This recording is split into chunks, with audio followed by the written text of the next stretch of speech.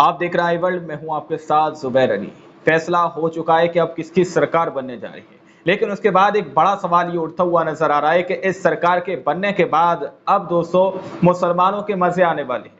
मुसलमानों को लेकर कई बड़ी घोषणाएं यहां पर की जा रही हैं कि हर बड़े शहर के अंदर एक ईदगाह बनाई जाएगी, कब्रिस्तान बनाया जाएगा, 5 लाख बिना ब्याज के लोन मिलेगा, इमामों की तनख्वाह 10,000 हो जाएगी। और ये कोई असदुद्दीन ओवैसी की तरफ से घोषणा नहीं की जा रही, ये कोई कांग्रेस की तरफ से घोषणा नहीं की जा रही, ये कोई सपा की तरफ से या बसपा की तरफ से घोषणा नहीं की जा रही, ये सीधे सीधे तौर पर एनडीए की तरफ से घोषणा की जा रही है। जी हाँ, एनडीए जिसके प्रधानमंत्री दोबारा से नरेंद्र मोदी जी को चुना गया है, उसकी तरफ से ऐसी घोषणा की जा रही है। एनडीए की तरफ से इस बार बीजेपी सरकार नहीं बनी, इस बार एनडीए सरकार बनी है। इसके अंदर बहुत सारे राजनीतिक दलों का सहयोग है, अपने अपने तरीके की वो अभी भी डिमांड कर रहे हैं, लेकिन वो एक अलग मुद्दा है। लेकिन इस वीडियो के अंदर हम आपको ये बताएंगे कि किस तरह से मुस्लिमों की बात यहाँ पर की जा रही है और मुसलमानों की बताया जा रहा है कि बल्ले बल्ले इस एनडीए सरकार के अंदर होने जा रही है।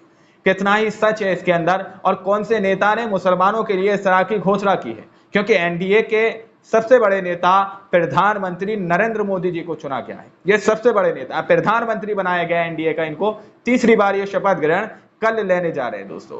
दरअसल आप यहां पर देखें, न्यूज नेशन की ये रिपोर्ट है जिसमें ये दावा किया जा रहा है कि मुस्लिमों पर मेहरबान एनडीए, मुसलमानों को पेंशन, हर बड़े शहर में ईदगाह और कब्रिस्तान, 5 लाख का बिना ब्याज के लोन मिलेगा, इमामों की तनख्वाह 10,000 होगी।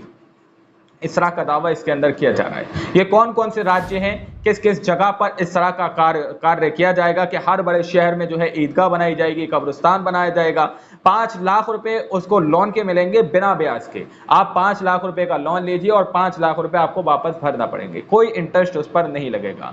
तो इसलिए कहा जा रहा है कि मुसलमानों की इसमें बल्ले बल्ले होती हुई नजर आ रही है। लेकिन असली खेल जो एनडीए सरकार इस वक्त बन रही है दोस्तों, वो असली खेल 9 जून के बाद शुरू होने वाला है। अब आप लोग देखिए आगे कि लोकसभा चुनाव प्रचार के दौरान भाजपा नेताओं ने मुस्लिमों का आरक्षण खत्म करने सहित कई ऐसे बयान दिए।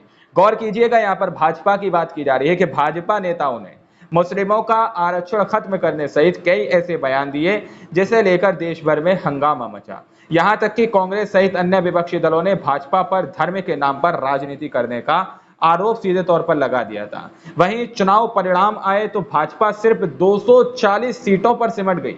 अब एनडीए के सहयोगी दलों के साथ केंद्र में सरकार बनाने जा रही है। इसमें टीडीपी सबसे प्रमुख दल है जिसके 16 सांसद हैं, वहीं जदयू के 12 सांसद हैं। टीडीपी ने आंध्र प्रदेश विधानसभा चुनाव में भी शानदार सफलता पाई है।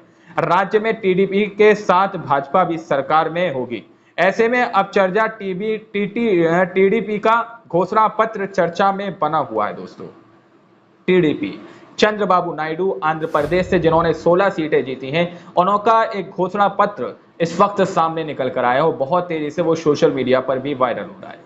एक तरफ लोग कह रहे हैं कि जो लोग भाजपा की तरफ से जो है मुसलमानों के आरक्षण की खत्म करने की बात की जा रही थी, अब जो है मुसलमानों के आरक्षण की बात की जा रही है। एनडीए सरकार बनने के बाद मुसलमानों को इस तरह से ईदगाह, कब्रिस्तान और 5 लाख तक का लोन बिना ब्याज के देने जैसी बात की जा रही है।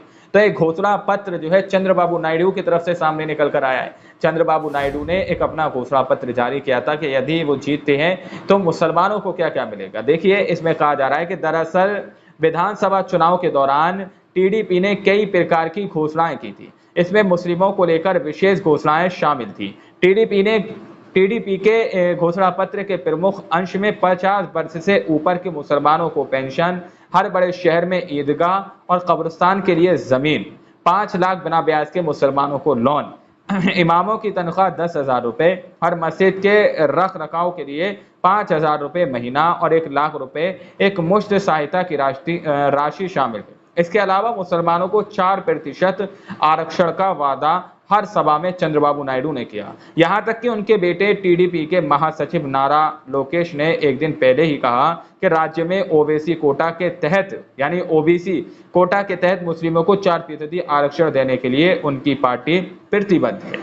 आंध्र प्रदेश में सरकार बनाने की तैयारी और केंद्र में अहम भूमिका निभाने वाली टीडीपी का घोषणा पत्र विपक्षी दलों द्वारा एनडीए पर हमला बोलने का कारण बना हुआ है। चुनाव प्रचार के दौरान मुस्लिमों के आरक्षण खत्म करने की घोषणाएं सहित अन्य मामलों को लेकर अब विपक्षी दलों के नेता और समर्थक लगातार सवाल कर रहे हैं। कि अब एनडीए मुस्लिमों पर मेहरबान होगी। वहीं टीडीपी के नेताओं ने साफ कहा है कि वह पहले से ही इन घोषणाओं को अपने मैनिफेस्टो में शामिल किया था। ये बात जो है सामने निकल के आ रही है कि चंद्रबाबू नायडू ने कहा था कि हम मुसलमानों के लिए करेंगे। अब चंद्रबाबू नायडू एनडीए के सहयोगी बन चुके हैं, एनडीए पार्टी को ज्वाइन कर चुके हैं, ऐसी खबरें सामने निकल के आ रही हैं।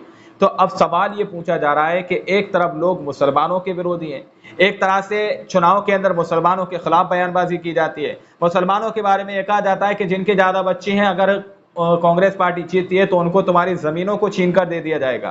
कांग्रेस अगर जीत जाती है तो तुम्हारी जमीनों को छीनकर ज्यादा बच्चे पैदा करने वालों को दे दिया जाएगा। इस तरह के बयान दिए जाते हैं। लेकिन आज वही एनडीए के अंदर कुछ ऐसे नेता भी मौजूद हैं जो मुसलमानों का सीधे तौर पर समर्थन करते हैं, मुसलमानों के आरक्षण की बात करते हैं। 4% जो है मुसलमानों के आरक्षण की बात इसके अंदर कही गई है और मुसलमानों के लिए ऐसी घोषणाएं टीडीपी की तरफ से कही जा चुकी हैं, चंद्रबाबू नायडू की तरफ से। तो अब सवाल ये उठ रहा है कि एक तरफ मुसलमानों का समर्थन किया जा रहा है तो दूसरी तरफ मुसलमानों का बाइकाट करने वाली सोच है। तो इसलिए कहा यह जा रहा है कि 9 जून के बाद एनडीए के अंदर की जो तस्वीरें हैं, जो दृश्य हैं दोस्तों, वो देखने काबिल होंगे। अब इसी चीज की प्रतिक्रियाओं को देखकर लोग जो है कमेंट भी कर रहे हैं। इसमें यह कमेंट किया गया है कि अब बीजेपी वाले बेचारे परेशान हैं, करें तो करें क्या। एक तरफ मुस्लिमों का बाइकाट भी करना है, दूसरी तरफ सहयोग पार्टियां आरक्षण दे रही है। इस तरह से इसके अंदर कहा जा रहा है। लोग अपने तरीके की प्रतिक्रियाएं भी देते हुए नजर आ रहे हैं।